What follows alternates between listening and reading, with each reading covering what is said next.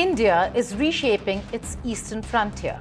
Along the narrow Siliguri Corridor, 3 new military bases are rising. Rapid deployment forces, intelligence units, and offensive-ready garrisons designed to secure the northeast.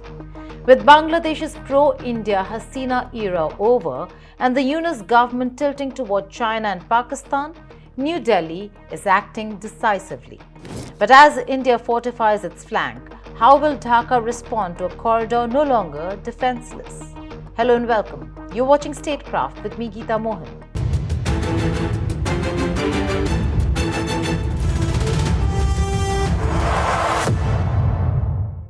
A quiet transformation is unfolding along India's eastern frontier. In the narrowest corridor of the country, the Siliguri Corridor or the Chicken's Neck, India is building the foundations of a new strategic posture. 3 new military bases, forward deployed and bristling with advanced capabilities, are reshaping the security landscape of South Asia. The Lachit Borfukan military station near Dhubri and the forward installations at Kishanganj in Bihar and Chopra in West Bengal are more than just garrisons. They are a signal.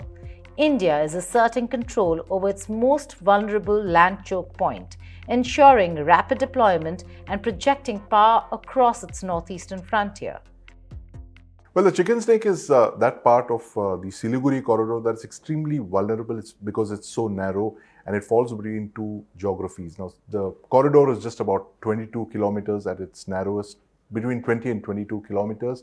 And the vulnerability of this corridor was exposed somewhere in 2017 when China deployed a large number of troops in Bhutan, leading to anxieties over the Chicken's Neck being compromised. Now, the fact is that these new developments in the neighborhood in Bangladesh especially have heightened the vulnerability of this corridor, which is why India has chosen to fortify military installations in and around the Siliguri Chicken's Neck and deploy certain formations there to protect this Chicken's Neck.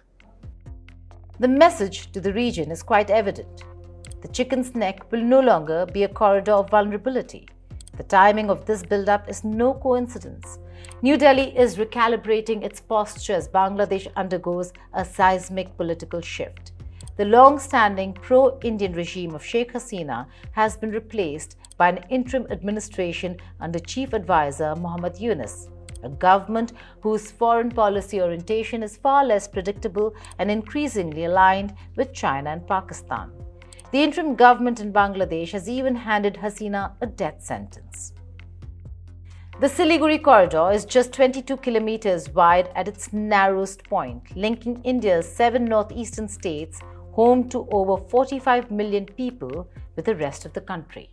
For decades, Indian planners have known its vulnerability. Disruption here could sever the northeast from mainland India. For India, this isn't theoretical. It is a potential strategic nightmare. Now, with the Lachit Borfukan military station, Kishanganj and Chopra bases, India is moving from theory to action. The Dhubri installation alone sprawls across 196 bighas and is under the command of Tezpur-based 4 Corps. It hosts roughly 1,500 personnel, including a para-special forces unit designed for surveillance, rapid deployment, and area domination. Well, Dhubri, Kishanganj and Chopra are located in 3 Indian states that are closest to the Chicken's Neck, that is Assam, West Bengal and Bihar. Now, prior to these installations being put up in the last couple of months, these formations being raised, the only formations we had in the vicinity of the Chicken's Neck were a couple of BSF units, a patchwork quilt of BSF units, some army units, the 4 Corps at Tezpur was the closest. But now with these formations coming there in the theatre, the complete picture has changed in favor of India. The Chopra base is even more forward-leaning, located less than a kilometer from Titulia in Bangladesh's Panchagad district. This is not merely defense, it is strategic depth, intelligence gathering, and if necessary, the capacity for preemptive action. For India, these garrisons form a triangle, providing overlapping coverage of the corridor and a direct line to command centers further inland. The question is why now? Three interlinked developments explain New Delhi's urgency. Fall of Hasina government, Bangladesh's growing strategic alignment with Pakistan and China, and India's own political calculus clubbed with rise in communal tensions on both sides of the border. Well, it's the primary driver of what India is doing in the chicken's neck, and that has to do with this China, Pakistan, Bangladesh axis, particularly in the last couple of months, where there's been a heightened presence of Chinese and Pakistani military formations. They have military officers who've been visiting Bangladesh, and the fact that Bangladesh itself has chosen to reactivate a Second World War airfield at Lal Monir Hat, which is about 12 kilometers away from India's chicken's neck. And all of these factors combined with the exit of a pro-India government in Dhaka have contributed to India's anxieties over the vulnerability of the chicken's neck. Sheikh Hasina had maintained exceptionally close ties with India. Her government had opened ports, allowed land transit for northeastern India, and even signed a defense agreement in 2018. India could rely on Dhaka's predictability. The Yunus regime, however, has cast that predictability into doubt. Reports indicate that Yunus has deepened engagement with both Islamabad and Beijing. Bangladesh plans to acquire $2.2 billion worth of Chinese J-10C fighters and is collaborating with Beijing to establish a domestic drone manufacturing hub. Pakistan, meanwhile, has offered JF-17 Block C Thunderjets and other defense cooperation. For India, a Bangladesh tilting toward its adversaries is a red flag along a sensitive eastern frontier. India's response is defensive, yes, but proactive. The forward bases are not mere sentries. They house rapid deployment forces, surveillance assets, and intelligence capabilities capable of monitoring developments deep inside Bangladesh. For a smaller neighbor like Dhaka, the asymmetry is stark. India's military might dwarfs Bangladesh's, and these bases fundamentally alter operational calculations along the border. The strategic calculus also reflects India's doctrinal evolution. For decades, the country relied on deterrence, a posture designed to prevent hostile action through threatened retaliation. Today, India is moving toward dominance, the ability to project force rapidly and decisively if needed. The deployment of para-special forces units underscores this shift. Well, absolutely. Pre-positioning soldiers, formations like this, they seek to strengthen such vulnerable areas like the chicken's neck, for instance, which are very vulnerable to what is called pinch maneuvers from the north by China and from the south by possibly Bangladesh and Pakistan. So the fact that you have soldiers there in the field reduces your need to move them from distant formations. They're already pre-positioned. They can rapidly respond to any emergent situation on the ground.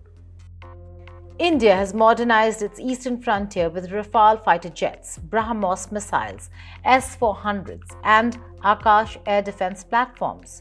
The addition of these forward bases signals that India is no longer content with reactive postures. It is preparing to shape the battlefield proactively, ensuring the chicken's neck cannot be compromised. Historical precedent reinforces the strategic wisdom of this approach. Russia's military buildup along Ukraine's borders in 2021 and China-India infrastructure developments in Galwan prior to 2020 demonstrate how defensive deployments can quickly evolve into platforms for decisive action.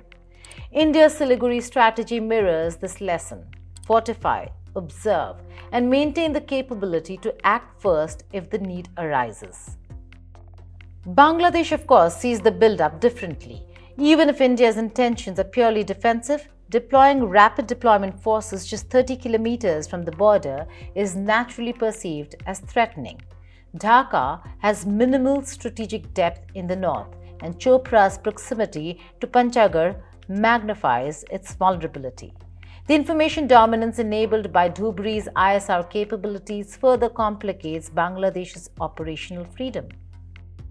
Political dimensions also compound these tensions. Indian political leaders like Assam Chief Minister Himanta Biswa Sarma have used harsh statements or made harsh statements against Bangladeshis. Deportation drives against illegal Bangladeshi migrants in Assam have drawn focus from international community, echoing the Rohingya crisis in Myanmar. These actions, coupled with new forward military deployments, amplify Dhaka's anxieties. Yet, India's posture is not simply about intimidation. It is about ensuring the security of a region critical to national integrity. The Siliguri Corridor connects the Northeast, a region with diverse ethnic groups, strategic resources, and a population exceeding 45 million, to the rest of India. Any disruption would be catastrophic, politically, economically, and militarily. The Lachit Borphukan, Kishanganj and Chopra bases also demonstrate India's operational integration. These installations are networked with major command centers capable of real-time intelligence sharing and rapid mobilization. They are not isolated posts. They are nodes in a wider strategic web that secures India's eastern flank. From a regional perspective, India's build-up signals that Dhaka cannot treat the eastern border as a vacuum. While UNIS may pursue ties with China and Pakistan, India's capabilities ensure that any miscalculation by Bangladesh will be met with precision and overwhelming strength. This is a classic example of strategic deterrence reinforced through dominance, not aggression, but unambiguous preparedness. The regional dynamic is now unmistakable. India is strong, capable, and ready. Bangladesh, by contrast, faces constraints. Its geography offers minimal depth, its military modernization is nascent, and under UNIS, its foreign policy is unpredictable. While Dhaka can protest, invest in defensive technologies, or seek multilateral frameworks, the balance of power is clear. India's move is also emblematic of a broader strategic maturity. Rather than reacting impulsively, New Delhi has calculated the risks, anticipated adversarial alignments, and positioned forces to maximize deterrence while retaining the ability to act decisively. This is strategic patience coupled with operational foresight. For Bangladesh, the challenge is stark. Direct confrontation is not feasible. Instead, Dhaka must exercise strategic restraint, invest in surveillance and intelligence, and seek dialogue to clarify India's defensive intentions. Any misstep, whether through over-alignment with Pakistan or provocative military posturing, risks destabilizing a fragile border environment. The analogy is clear.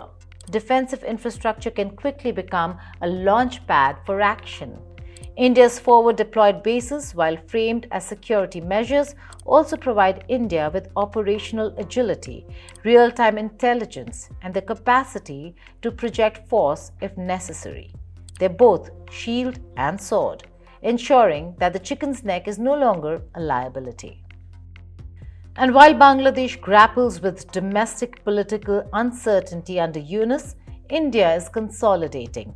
Lachit Borphukan, Kishanganj and Chopra are tangible demonstrations of India's strategic foresight, a combination of deterrence, dominance, and preparedness.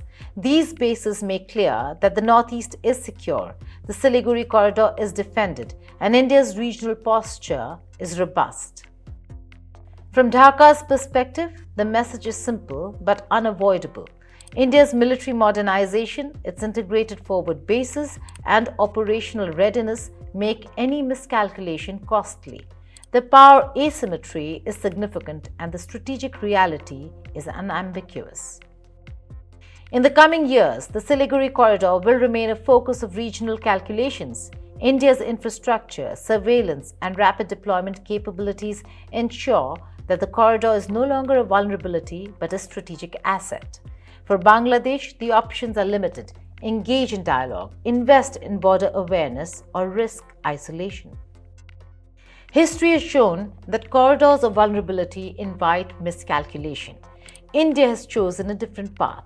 By establishing forward bases, deploying rapid reaction forces, and integrating intelligence assets, it has transformed the chicken's neck from a potential liability into a strategic pivot point.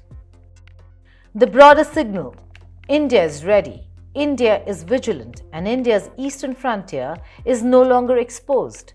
While Bangladesh navigates its internal transitions, India's message is unambiguous. Security, sovereignty, and strategic foresight define its approach. The Siliguri Corridor will continue to dominate South Asian strategic thinking. Forward deployed bases, integrated operations, and rapid deployment capabilities give India an unparalleled edge. Dhaka must recalibrate its calculations and recognize the enduring reality of India's operational strength. India's new military bases along the Siliguri Corridor are not just a response to uncertainty. They are a statement: the Northeast is secure, the chicken's neck is defended, and India's strategic posture is evolving to meet the demands of a changing regional landscape. For Bangladesh, the path forward requires strategic maturity, transparency, and dialogue. For India, the path is clear: maintain vigilance, project strength, and ensure that no threat, perceived or real, compromises the nation's territorial integrity.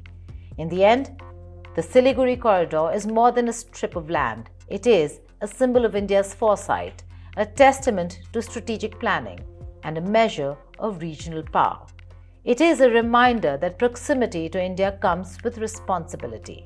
And for New Delhi, it is a promise: the nation's most vulnerable frontiers will never be unguarded. Chicken's neck may be narrow, but India's vision for it is expansive, a combination of defense, dominance, and strategic clarity.